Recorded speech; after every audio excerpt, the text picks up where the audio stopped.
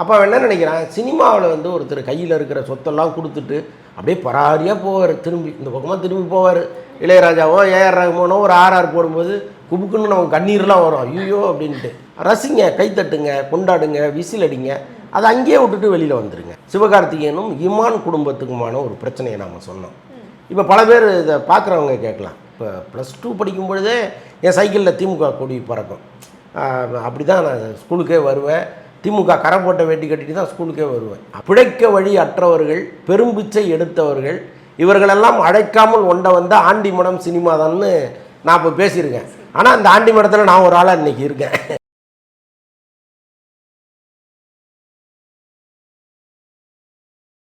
நான் உங்கள் ரோஷினி பேசுகிறேன். இது வரைக்கும் வந்து நம்ம நிறைய கண்டென்ட்ஸ் போட்டிருக்கோம். இப்போ வந்து இது வரைக்கும் இந்த யூடியூப்பில் வந்து நிறைய கண்டென்ட்ஸ் ரிலீஸ் பண்ணி ரொம்ப வைரலாக சினிமா டாக்ஸ் பேசுகிற ஒருத்தரை வந்து மீட் பண்ண போகிறோம். அது யாருன்னா நம்ம வலைப்பேச்சு அந்தரன் அவர்களை வந்து நம்ம இப்போ மீட் பண்ண போகிறோம். வணக்கம் சார். வணக்கம். எப்படி இருக்கீங்க சார்? நல்லா இருக்கும்மா. உங்களை பற்றி நிறைய பேர் வந்து நிறைய இடத்துல சொல்லியிருக்காங்க. நீங்கள் வந்து நிறைய இது ஃபிலிமோட நியூஸஸ்லாம் வந்து ரிலீஸ் பண்ணுவீங்க. ஒரு சில நியூஸஸ்லாம் வந்து நீங்கள் சொல்கிறது வந்து நிறைய பேருக்கு தெரிஞ்சிருக்காது. நீங்கள் நிறைய ஆக்டர்ஸ்க்கு வந்து ரொம்ப க்ளோஸான ரிலேஷன்ஷிப் மெயின்டைன் பண்ணுறீங்கன்னு சொல்லி நிறைய பேருக்கு தெரியும். நீங்கள் எப்படி சார் இந்த மாதிரி ஃபீல்டுக்குள்ளே என்ட்ரானீங்க? ஓகேம்மா, நான் மட்டும் இல்லை, நாங்கள் கூட இன்னும் 2 நண்பர்கள் இருக்காங்க. மொத்தம் 3 பேர் தான் வலைப்பேச்சு. பல வருஷமாக நாங்கள் பத்திரிகையாளர்களாக இருக்கோம். கிட்டத்தட்ட ஒரு 30-35 வருஷமாக தமிழ் சினிமாவில் பத்திரிகையாளர்களாக இயங்கிட்டு இருக்கோம். அந்த அனுபவத்தின் வாயிலாக தான் இந்த வீடியோ சேனலை ஸ்டார்ட் பண்ணோம். ஆக்சுவலாக பிரிண்டிங் மீடியாவிலேருந்து எல்லாமே அப்படி மெல்ல மெல்ல விஷுவல் மீடியாவுக்கு மாறிக்கிட்டு இருக்காங்க. இப்போ இந்த நேரத்தில் நாம் மறுபடியும் உட்காந்து எழுதுறதை விட பேசுகிறது ரொம்ப சிறந்ததாக இருக்கும் அப்படின்னு நினச்சி தான் இதுக்குள்ளே வந்தோம். நாங்கள் வரும்போது ரொம்ப சாதாரணமாக 0லேருந்து ஆரம்பித்தோம். இன்றைக்கி வந்து 5 லட்சத்துக்கு மேற்பட்ட பார்வையாளர்கள் இருக்காங்க, சப்ஸ்கிரைபர்ஸ் இருக்காங்க. நிறைய பேர் தினந்தோறும் ஒரு 2 லட்சம் பேர் நம்ம வீடியோவை பார்க்குறாங்க. உலகம் முழுக்க நமக்கு நண்பர்கள் இருக்காங்க. இதுதான் ரொம்ப முக்கியம். நாம் சம்பாதிச்சது வந்து நண்பர்களை தான் நிறையா சம்பாதிச்சிருக்கோம். ஒவ்வொரு நாளும் எங்கள் வீடியோ வரலன்னா, ஏன் சார் நீங்கள் லேட் பண்ணீங்க அப்படின்னு கேட்குற கூட்டத்தை நாங்கள் வச்சுருக்கோம். இது வந்து எங்களுக்கு ஒவ்வொரு நாளும் பெரிய தெம்பை கொடுத்து இன்னும் வேகமாக ஓட வச்சுக்கிட்டு இருக்குது. Super sir. நீங்கள் எப்படி கரெக்டாக இந்த மாதிரி சினிமா கண்டென்ட்ஸ் தான் போடணும் அப்படின்னு சொல்லி இது வரைக்கும் நீங்கள் சினிமா கண்டென்ட்ஸ் நிறைய கொடுத்துருக்கீங்க, இன்னும் வேறு கண்டென்ட்ஸ் ஏதாவது இன்வால்வ் பண்ணணுன்ற ஐடியாவில் இருக்கீங்களா? இல்லை, ஆக்சுவலாக வந்து நம்ம தொடர்ந்து இந்த சினிமா நிருபராக இயங்குனதுனால தெரிந்த துறையிலே நம்ம ட்ராவல் பண்ணுவோங்கிறது தான். இப்போ பொலிட்டிக்கல் நம்ம தெரியும். இப்போ அது நம்ம யாராக இருந்தாலும் வாக்களிக்கக்கூடிய எல்லாருக்குமே அரசியல் ஆர்வங்கிறது ஒன்று நிச்சயமாக இருக்கும். இந்த அரசியலில் நம்ம கட்டாயமாக தெரிஞ்சுக்கணும். ஸோ அப்படிப்பட்ட சூழலில் அரசியல் ஒரு பக்கம் நமக்கு பரிச்சயம்னாலும் எப்போவாவது அதை பற்றி பேசுவோம். தேவைப்படுகிற நேரத்தில் தான் அதை பற்றி பேசுவோம். மற்றபடி இவங்க பார்வையாளர்களுடைய பொழுதுபோக்கு ரொம்ப முக்கியம் அப்படிங்கிறதுனால அவங்களுக்கு பிடித்த செய்திகளை சொல்கிறேன். ஒன்றும் இல்லை, விஜய், அஜித், ரஜினி, கமல், அப்புறம் விக்ரம், சூர்யா, தனுஷ் அப்படி இப்படின்னு ஒரு பெரிய லிஸ்ட் இருக்குது.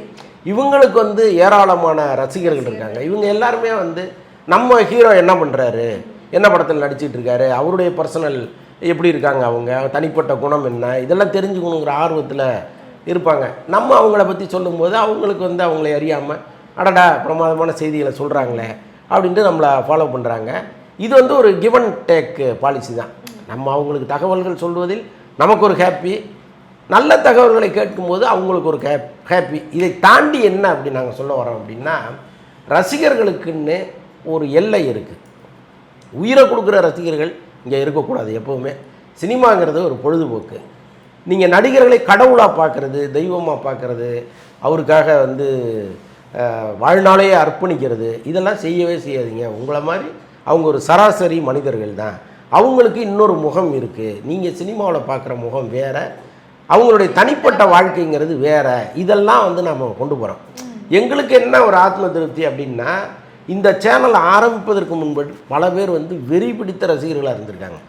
பல பேர் இப்போவும் எங்களை வெளியில் பார்க்குற இடங்கள்லையும் சரி, எங்களுக்கு வர்ற கமெண்ட்டும் சரி, நான் வந்து ரொம்ப முட்டாளாகவே இருந்திருக்கேன் சார், உங்களுடைய சேனலில் நாங்கள் தொடர்ந்து பார்க்கும்பொழுது எங்களுக்கு ஒரு அறிவு தெளிவு கிடைக்கிது அப்படின்னு சொல்கிறாங்க. அது வந்து எங்களுக்கு ஒரு பெரிய, நாங்கள் ஏதோ இந்த சமூகத்துக்கு ஏதோ செஞ்சிட்ட மாதிரி ஒரு ஃபீலை கொடுக்குது. இப்போ அப்போ நீங்கள் வந்து நடிகர்கள்லாம் ரொம்ப மோசமானவர்களா அப்படின்லாம் நீங்கள் கேட்கலாம். அப்படி நாங்கள் சொல்ல வரவே இல்லை. நீங்கள் நினைக்கிற அளவுக்கு அவர்கள் நல்லவர்கள் இல்லை. நல்லவன் கெட்டவங்கிறத தாண்டி இப்போ ஒன்றும் இல்லை. இப்போ அஜித் இருக்காருன்னு வைங்களேன். இப்போ அஜித் வந்து இந்த வெள்ள நேரத்தில் அவருடைய வீட்டை திறந்து போட்டுட்டு பொதுமக்கள் எல்லாருமே வந்து அங்கே தங்கிக்கணும்னு சொன்னார். ஒவ்வொருத்தரையும் கூப்பிட்டு தலா 10,000 ரூபா கொடுத்து பல கோடிகள் அவர் கையிலேருந்து கொடுத்தாரு இப்படின்னு ஒரு தகவலை சோசியல் மீடியாவில் பரப்புகிறாங்க. அப்போ நாங்கள் என்ன சொல்கிறோம், அப்படிலாம் கிடையாதுங்க, அவர் அப்படிப்பட்டவர்லாம் கிடையாது, யாருமே அப்படிப்பட்டவர்கள் கிடையாது. உழைச்சி சம்பாரித்து வெயில் நின்று மழையில் காஞ்சி இப்படி நின்று வந்து ஒருத்தர் சம்பாதிக்கிற பணத்தை போகிறவங்க வரவங்கலாம் அள்ளி கொடுத்துட மாட்டார். அதே மாதிரி ஒரு 1000 பேர் வந்து தங்கறதுக்கு அவர் வீடு கட்டி வச்சுருக்காரு. அப்படிலாம் கிடையாது. ஏன் நீங்கள் இப்படி ஒரு செய்தி யாரோ ஒருத்தன் பரப்புகிறான் எங்கேயோ உட்காந்துன்னா அதை ஏன் நீங்கள் நம்புறீங்க? அப்படிலாம் கிடையாது அப்படிங்கிறத நம்ம சொல்கிறோம். ஒன்றும் இல்லை, இப்போ ராகவேந்திரா மண்டபம் வந்து வெள்ள நேரத்தில் திறந்து விட்டாங்க. அங்கே வந்து மண்டபத்தில் வந்து ஆயிரக்கணக்கானவர்கள் தங்கிட்டாங்க, ரஜினியோடைய மனசை பாருங்கன்ட்டு ஒரு செய்தியை பரப்பி விட்றாங்க. அப்போ நாங்கள் சொல்கிறோம், இல்லைங்க, அந்த மண்டபம் வந்து பூட்டி தானே இருக்குது, யாரும் அங்கே போகலை, நீங்கள் நம்பாதீங்க அப்படின்னு சொல்கிறோம். இந்த விழிப்புணர்வை அவனுக்கு சொல்ல சொல்ல அவன் வந்து பொய் எது நிஜம் எது அப்படின்னு புரிய வருது. அப்போ அவன் என்ன நினைக்கிறான், சினிமாவில் வந்து ஒருத்தர் கையில் இருக்கிற சொத்தெல்லாம் கொடுத்துட்டு அப்படியே பராரியாக போவார், திரும்பி இந்த பக்கமாக திரும்பி போவார். இளையராஜாவோ ஏஆர் ரஹ்மானோ ஒரு ஆர்ஆர் போடும்போது குபுக்குன்னு நமக்கு கண்ணீர்லாம் வரும், ஐயோ அப்படின்ட்டு. ஆனால் அவர் அப்படி கிடையாது, அன்னைக்கு தேவையான சம்பளத்தையும் சேர்த்து வாங்கி பாக்கெட்டில் வச்சுட்டு தான் இந்த பக்கமாக போவார் அப்படிங்கிறத நம்ம இந்த மக்களுக்கு சொல்கிறோம். இதை தொடர்ந்து ஒரு கிட்டத்தட்ட நாங்கள் 3 பேர் சேர்ந்து ஒரு இயக்கமாகவே இதை பண்ணிக்கிட்டு இருக்கோம். ஆமாம். ஸோ வந்து ரியாலிட்டிக்கும் அண்ட் சினிமாவில் இருக்கிறதுக்குமான வித்தியாசத்தை வந்து நீங்கள் வந்து இருக்கிற அவங்களோட ஃபேண்டமுக்கு வந்து புரிய வைக்கிறீங்க. ஆமாம். ஸோ இது புரிஞ்சனால அவங்கெல்லாம் வந்து ரொம்ப அடிக்டடாக இல்லாமல் கொஞ்சம் விலகி இருப்பாங்க. அதான் சினிமாங்கிறது கண்டிப்பாக தேவை, புரிஞ்சுக்கணும். நீங்கள் ரசிக்கிறீங்க, திரையில் ரசிங்க, கைத்தட்டுங்க, கொண்டாடுங்க, விசில் அடிங்க, அதை அங்கேயே விட்டுட்டு வெளியில் வந்துடுங்க அப்படிங்கிறது தான் நம்முடைய தொடர் முழக்கமாக இருக்குது. கரெக்ட். அப்புறம் உங்களுக்கு வந்து எப்படி வந்து இந்த நீங்கள் வந்து நிறைய பேரை பற்றி பேசுகிறீங்க, அப்போ வந்து உங்களுக்கு நிறைய பேர் வந்து ஆப்போனண்ட்டாக சொல்லியிருப்பாங்கல்ல, உங்களுக்கு வந்து நீங்கள் ஏன் இப்படி பேசுகிறீங்க, நீங்கள் இப்படி பேசக்கூடாது, நீங்கள் சொல்கிறது தப்பு அப்படின்னு, அதெல்லாம் நீங்கள் எப்படி சார் ஃபேஸ் பண்ணுறீங்க? நிச்சயமாக. நான் நிறைய பேர் வந்து என்னுடைய தலைவனை வந்து இப்படி நீங்கள் பேசுகிறீங்க, அவர் எப்பேற்பட்டவர் தெரியுமா அப்படின்லாம் கமெண்ட் பண்ணுவாங்க. சில நேரங்கள் நாம் வந்து ஒரு நடிகரை பற்றி சொல்லுவோம். இப்போ ஒன்றும் இல்லை, ஒரு நடிகர் ஒரு ஒரு ஒரு நிறுவனத்துலேருந்து ஒரு 50 கோடி எனக்கு மொத்தமாக கொடுங்க, நான் வந்து உங்களுக்கு தொடர்ச்சியாக ஒரு 3 படம் நடிக்கிறேன் அப்படின்னு சொல்லி ஒரு 50 கோடி வாங்கி அதை போயஸ் கார்டனில் ஒரு வீடு வாங்குறாரு. இப்போ இந்த தகவலை நாங்கள் சொல்கிறோம். சொன்ன பிறகு அந்த நடிகர் என்ன பண்ணுறாரு, ஒரு 3 பேர் உட்காந்துக்கிட்டு தப்பாக தகவலை சொல்லிகிட்டு இருக்காங்க, நான் அந்த நிறுவனத்தில் பணமே வாங்கலை, அந்த நிறுவனத்துக்கு நான் படம் நடிக்கவே இல்லை அப்படின்னு சொல்கிறாரு. சரி, ஓகே, நாங்கள் விட்டுட்டோம், ரைட்டாக அவர் மறுக்கிறாருன்னு. இப்போ சோசியல் மீடியாவில் எங்கள் 3 பேரையும் கண்ணா புண்ணான்னு திட்டுறாங்க. அவங்க ரசிகர்கள் வந்து, டேய் இப்படி வந்து உட்காந்துட்டு இஷ்டத்துக்கு பேசுகிறீங்களே, உங்களுக்கு அறிவு இருக்கா பாரு, எங்கால் வந்து எவ்வளோ தெளிவாக உங்களுக்கு மறுப்பு கொடுத்துருக்கிறாரு பாருன்னு அதை எடுத்து ஷேர் பண்ணிகிட்ருக்காங்க. கரெக்டாக ஒரு 4 மாதம் ஆகுது. அவர் என்ன நினச்சிட்ருக்காரு, 4 மாதத்தில் எல்லாத்தையும் மறந்துடுவாங்க அப்படின்னு நினச்சிட்ருக்காரு. 4 மாதம் கழித்து நாங்கள் சொன்ன மாதிரி அதே போயஸ் கார்டனில் ஒரு பெரிய வீடு வாங்குறாரு. இப்போ அதே நிறுவனத்துக்கு 3 படம் நடிக்கிறார். இப்போ நாங்கள் 3 மாதம் கழித்து நாங்கள் சொல்கிறோம், பாருங்கள், நாங்கள் 3 மாதத்துக்கு முன்னாடி சொன்னோம், போயஸ் கார்டனில் வீடு வாங்கியிருக்கிறாரு, இதோ படம் நடிக்கிறாரு, இன்னும் 2 படங்கள் நடிப்பார் பாருங்கன்னா, அதே மாதிரி 3 படம் நடிக்கிறாரு. எதுக்கு சொல்ல வரோம்னா, இப்போ ஒருத்தர் வீடு வாங்குறதோ ஒரு நிறுவனத்தில் தொடர்ந்து 3 படத்தை நடிக்கிறது தப்பு கிடையாது. அதை நம்ம செய்தியாக சொல்லும்போது அவங்க ஏன் கோச்சுக்கணும், உள்ள தகவலை தானே சொல்கிறாங்க. அதுதான் இது மாதிரி நிறைய விஷயங்கள் நடந்துகிட்டே இருக்கும். சம்மந்தப்பட்ட நடிகர்கள் கோவப்படுவாங்க. சில நேரம் எங்கேயாவது வெளியில் பார்க்கும்போது, சார் இந்த விஷயத்தெல்லாம் எதுக்கு சார் வெளியில் போய் சொல்லணும் அப்படின்னு சொல்லுவாங்க. அதே நேரத்தில் நாங்கள் எங்களுக்கு ஒரு எல்லை வச்சுருக்கோம். ஒருத்தருடைய குடும்ப விஷயங்களை ரொம்ப உள்ளே போய் பேசுகிறதில்ல. இப்போ பல பேர் இங்கே வந்து ஒருத்தரை பற்றி தவறாக ஒரு நடிகரையோ ஒரு நடிகையோ பேசுவாங்க. பட் நாங்கள் ஒரு எல்லை வச்சுருக்கோம். அந்த எல்லைக்கு நாங்கள் போக மாட்டோம். இந்த துறை சார்ந்து நீங்கள் நடிக்கிறீங்க, ஒருத்தட்ட கை நீட்டி பணம் வாங்குறீங்க, அந்த நிறுவனத்துக்கு ஜென்யூனாக நீங்கள் இருக்கீங்களா, அதுதான் நம்ம பார்ப்போம். அங்கே நீங்கள் ஏதாவது உங்களை அறியாமலோ அல்லது தெரிந்தோ நீங்கள் ஒரு தவறு செய்யும்போது அதை நாங்கள் சுட்டி காட்டுவோம். இதுதான் வந்து தொடர்ந்து நாங்கள் செய்கிறது. அதாவது நீங்க என்ன சொல்ல வரீங்கன்னா இந்த மாதிரி வந்து நீங்க ஒரு பவுண்டரி செட் பண்ணிருக்கீங்க. அந்த பவுண்டரி வந்து எப்படின்னா அவங்க சினிமா ரிலேட்டடா வந்து இருக்கு, அவங்க ஃபேமிலி விஷயமா போக மாட்டோம். ஆமா ஆமா, அந்த பவுண்டரி வந்து உங்களோட ஜென்யூனிட்டியை வந்து இந்த சொசைட்டிக்கு காட்டுது. அண்ட் சார் நீங்கள் இல்லை இந்த நேரத்தில் நான் இன்னொன்று சொல்லணும். ஆக்சுவலாக வந்து நடிகர் சிவகார்த்திகேயனை பற்றி நாங்கள் நடுவில் ஒரு தகவல் ஒன்று சொன்னோம். சிவகார்த்திகேயனும் இமான் குடும்பத்துக்குமான ஒரு பிரச்சனையை நாம் சொன்னோம். இப்போ பல பேர் இதை பார்க்குறவங்க கேட்கலாம், நீ இவ்வளோ தூரம் சொல்கிறியே, ஒருத்தருடைய பவுண்டரியை தாண்டி உள்ளே வரமாட்டேன்னு சொல்கிறியே, ஆனால் சிவகார்த்திகேயன் குடும்பத்தை பற்றி நீ வெளியில் சொன்னல, அப்போ அது மட்டும் சரியான்னு கேட்கலாம். இது வந்து ஒழுக்கம் சார்ந்த ஒரு விஷயமா இருக்குது. இப்போ நீங்கள் இமான் குடும்பத்தோடு நீங்கள் நண்பனாக பழகி அங்கே ஒரு தவறு நடக்கும் பொழுது அதை நம்ம சொல்ல வேண்டிய கடமை இங்கே இருக்குது. நீங்கள் வந்து தலைவனாக நினச்சிக்கிட்டு இருக்கிற ஒருத்தர் இப்படி ஒரு தவறை செஞ்சுருக்கிறாரு, இது வந்து சம்பந்தப்பட்ட இமானே ஒத்துக்கிறாரு. இப்போ இது யாரோ ஒரு தரப்பில் சொல்லி அது ஒரு இல்லாத தகவலை நம்ம ஒருத்தருக்காக சொன்னோம்னா தவறு. ஆனால் இங்கிருந்தே நம்ம அதை கிராஸ் செக் பண்ணுறோம். சார் இப்படி ஒரு தகவல் வருது, இது உண்மையா, உங்கள் குடும்பம் பிரிந்ததற்கு இவர் காரணமா அப்படின்னு நாம் கேட்கும் பொழுது, சார் அதை ஏன் சார் சொல்ல முடியும், எப்படி சார் நான் சொல்ல முடியும்ன்ட்டு சில விஷயங்களை அவங்க சொல்லும் பொழுது நாம் வந்து அதிர்ச்சியாக வரும். இப்போ அதனால தான் அதை பேசுகிறோமே தவிர திடீர்னு வந்து அவரை கூப்பிட்டு இப்படி ஒருத்தர் இப்படி நடந்துட்டார் அப்படி நடந்துட்டார், இவரை பற்றி நம்ம இந்த சமூகத்தில் ஒரு விஷத்தை விதைக்கணும் அப்படிங்கிற நோக்கம்லாம் நமக்கு எப்போவுமே கிடையாது. நடந்த உண்மையை வந்து அப்படியே தான் சொல்கிறோம். எதையும் வந்து நம்ம வந்து ரெடி பண்ணியோ இல்லை ஆட்டோமேட்டிக்காக வியூவர்ஸ்க்காகவோ நம்ம எதுவும் பேசல. நடக்கிறதையும் நடக்க போகிறதையும் கெஸ் பண்ணி தான் நீங்கள் பேசுகிறீங்க. ஆமாம், கெஸ் பண்ணுறது இல்லை, நடக்க போகிறதே சொல்லிடுறீங்க. ஆமாம் சரி. ஸோ உங்களோட டாக்ஸில் வந்து ரொம்ப பீக் லெவலில் இருக்க ஆக்டர்ஸில் யார்? டாஸ்க்குன்னு சொல்ல முடியாது, அதை டாக்ஸ் பேசுகிறதில்ல. பீக் லெவல்னால் எப்போவுமே மார்க்கெட்டில் யார் டாப்பாக இருக்காங்களோ நம்ம அவங்கள பற்றி பேசும்பொழுது தான் அவருடைய ரசிகர்களுக்கு அடடா இந்த சேனல் போய் பார்க்கணுங்கிற ஒரு எண்ணம் வரும். அதே நேரத்தில் வந்து நம்ம பெரிய நடிகர்களை மட்டுமே பேசிட்டு சின்ன நடிகர்கள் பக்கம் வரலையான்னா அப்படிலாம் கிடையாது. ஆமாம், ஒரு நாளைக்கு நாங்கள் 5 செய்தி மினிமம் சொல்லுவோம். இந்த 5 செய்தியில் அஜித்தை பற்றி இருக்கும், விஜயை பற்றி இருக்கும், அதுக்கப்புறம் வந்து ஒரு 3 செய்தி 4வது செய்தியெல்லாம் வேறு வேறு நடிகர்களை பற்றி நம்ம பேசுவோம். ஆனால் தலைப்பு வைக்கும்போது மட்டும் விஜயை பற்றி வைப்போம், அஜித்தை பற்றி வைப்போம், முன்னணி நடிகர்கள் யார் இருக்காங்களோ ரஜினியோ கமலோ அப்படி நாங்கள் வைப்போம். அப்போ பார்க்குறவங்களுக்கு என்ன தோணும் அப்படின்னா, தினந்தோறும் இவங்களுக்கு இதே வேலை, விஜயை பற்றி தான் பேசுவாங்க, விஜய் பேச்சுன்னு சொல்லுவாங்க நம்மளை. நீங்கள் உள்ளே வந்து பார்த்தீங்கன்னா தெரியும், நம்ம விஜயையும் பேசியிருப்போம், இன்னும் பல நடிகர்களையும் பேசியிருப்போம், சிம்புவை பற்றி பேசியிருப்போம், தனுஷை பற்றி பேசியிருப்போம். ஆனால் தலைப்பு வைக்கும்போது விஜயை பற்றி வைக்கிறதுனால இதை விஜய் பற்றி மட்டுமே இந்த சேனல் பேசுது அப்படின்னு அவங்க நினைக்கிறாங்க. ஸோ சார், எல்லா சினிமாஸ்லேயுமே இருக்க நிறைய இன்ஃபர்மேஷன் வந்து நீங்கள் எல்லாருக்குமே வந்து ஷேர் பண்ணியிருக்கீங்க. ஸோ வந்து அதே மாதிரி எல்லா படத்துலையுமே வந்து ஒரு சின்ன ஃப்ளாஷ்பேக் இருக்கும். ஸோ அந்த படத்தோட பீக்கு காரணமே அந்த ஃப்ளாஷ்பேக்காக தான் இருக்கும். அந்த மாதிரி உங்களோட ஃப்ளாஷ்பேக் என்ன சார்? நீங்கள் எங்கேருந்து வரீங்க? நான் வந்து மயிலாடுதுறைமா, என்னுடைய சொந்த ஊர் வந்து மயிலாடுதுறை. நான் படித்த ஸ்கூலிங் எல்லாம் வந்து சம்பனார் கோயில்னு ஒரு சின்ன டவுன், மினி டவுன் அது. அங்கே தான் நான் படித்தேன். அதுக்கப்புறம் பூம்புகார் கல்லூரியில் கல்லூரி படிப்பை முடித்தேன். எனக்கும் சினிமாவுக்கும் வந்து எப்போவுமே சினிமா எனக்கு பிடிக்காது. பேசிக்கலாக சொல்லணும்னா நான் வந்து எனக்கு அரசியல் தான் ரொம்ப பிடிக்கும். நான் ஊரில் காலேஜில் படிக்கும்பொழுது, இப்போ +2 படிக்கும்பொழுதே என் சைக்கிளில் திமுக கொடி பறக்கும். அப்படி தான் நான் ஸ்கூலுக்கே வருவேன்.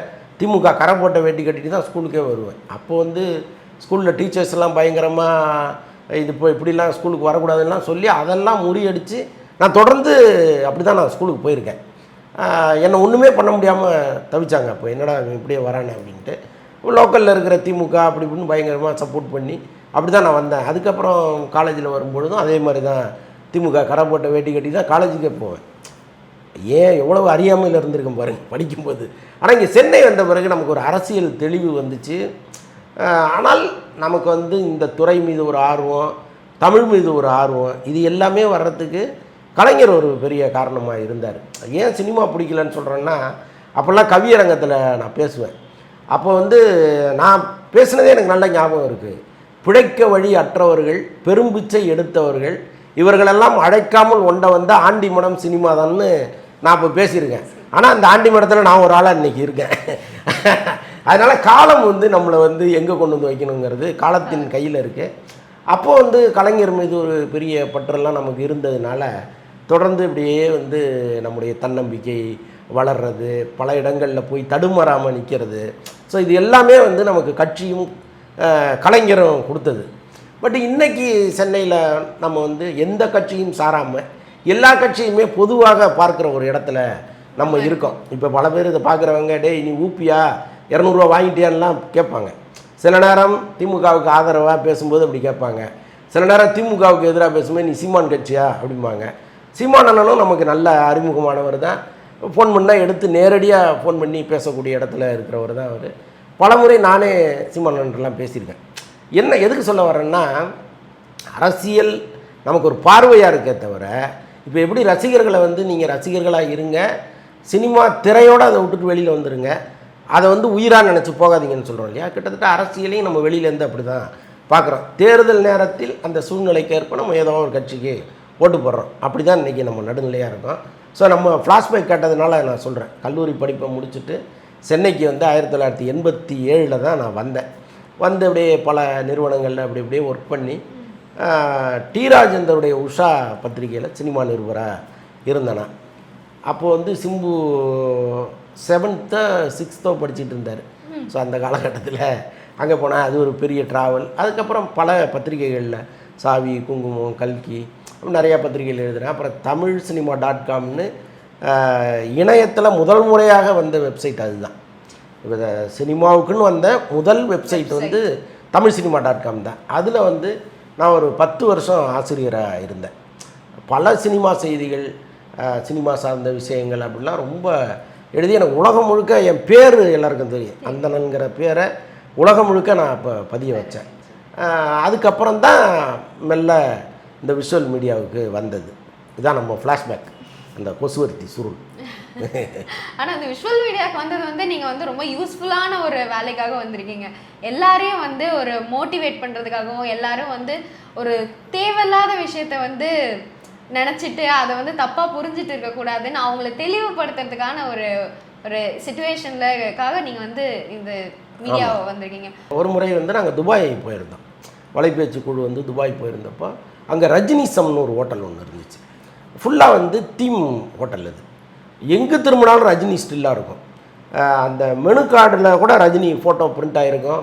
பாட்டு வந்து ரஜினி பாட்டு ஓடிக்கிட்டே இருக்கும் அந்த ஹோட்டலில். அப்படி ஒரு ரஜினியே அந்த ஹோட்டலில் வச்சா எப்படி இருக்குமோ அந்த அளவுக்கு ஒரு பெண்மணி வச்சுருந்தாங்க. அவங்க வந்து கர்நாடகாவை சேர்ந்த பெண்மணி. அங்கே துபாயில் அந்த ஹோட்டல் வச்சுருந்தாங்க. நாங்கள் அங்கே போய் அந்த ஹோட்டல்லாம் வீடியோ எடுத்துகிட்டு அவங்கள ஒரு இன்டர்வியூ பண்ணியிருந்தோம். அதில் அவங்க சொன்னாங்க, என்னுடைய வாழ்நாள் லட்சியமே ரஜினி சாரோட ஒரு ஃபோட்டோ எடுத்துக்கணுங்கிறது தான். ஒருவேளை எனக்கு இந்த ஜென்மத்தில் அந்த வாய்ப்பு கிடைக்கலன்னா அடுத்த ஜென்மத்திலேயாவது இறைவன் வந்து அதை எனக்கு கொடுக்கணும் அப்படின்னு சொல்லி ரொம்ப நிஜமாகவே மனசுலேருந்து பேசுகிறாங்க. அவங்க ரஜினின்னு சொல்லிட்டா அவங்களுக்கு அப்படியே உடம்பெல்லாம் சிலுக்குது. அப்படி ஒரு ரஜினி ரசிகை அவங்க, தீவிரமான ரசிகை. அப்போ அவங்க சொல்லும் பொழுது நாங்கள் அந்த வீடியோ கொண்டு வந்து வலைபேச்சில் போட்டுட்டோம். ரஜினி சார் வந்து ஃப்ளைட்டில் வரும்போது அதை பார்த்துருக்கிறார், வலைபேச்சை பார்த்துருக்கிறாரு. இந்த அம்மா சொன்ன இன்டர்வியூலாம் பார்த்துட்டு கரெக்டாக சென்னைக்கு வந்தோடனே ரியாஸ்ட்டை இந்த மாதிரி வலைபேச்சில் அவங்க இன்டர்வியூ நான் பார்த்தேன், அவங்க நம்பரை எனக்கு வாங்கி கொடுங்கன்னு கேட்டிருக்காரு. உடனே நாங்கள் வந்து அவங்க நம்பரை கொடுத்தோடனே ரஜினி ஃபோன் பண்ணிட்டார். ஃபோன் பண்ணி நீங்கள் வாங்கம்மா, எப்போ வேணாலும் வாங்க, நம்ம மீட் பண்ணலாம் அப்படின்னா அந்த அம்மா ஃப்ளைட்டை பிடிச்சி கிளம்பி வந்துட்டாங்க. வந்து ரஜினியோட 2 மணி நேரம் 2 பேரும் உட்காந்து பேசியிருக்காங்க. பேசி முடிச்சுட்டு வெளியில் வந்து எங்களுக்கு தான் ஃபோன் அடித்தாங்க.